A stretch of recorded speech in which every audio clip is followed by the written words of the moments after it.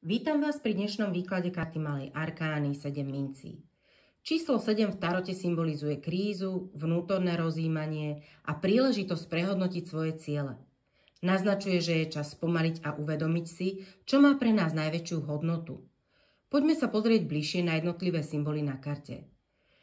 Vidíme tu mince. Je to symbol bohatstva, blahobytu a moci. Predstavujú výsledky našej dlhodobej snahy a úsilia. Pentagram na minciach je ochranným znamením a zároveň pripomína človeka, ktorý túži po vyšších cieľoch, zdraví a harmónii. Postava záhradníka predstavuje trpezlivosť a vyčkávanie.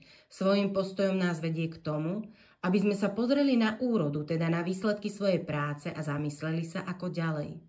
Krík s mincami symbolizuje zrejúce ovocie a bohatstvo, ktoré si vyžaduje starostlivosť, čas a vytrvalosť.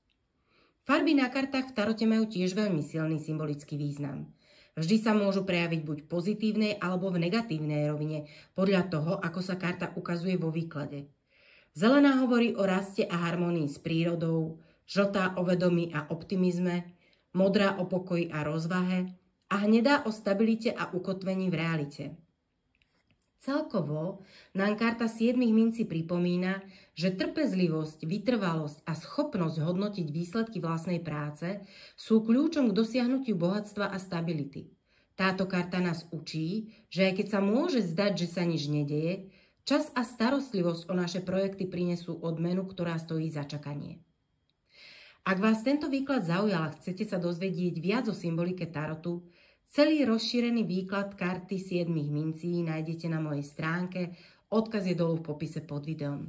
Ďakujem, že ste dnes boli so mnou a poteší ma, ak dáte video like a prihlásite sa na odber, aby vám neunikli ďalšie tarotové výklady.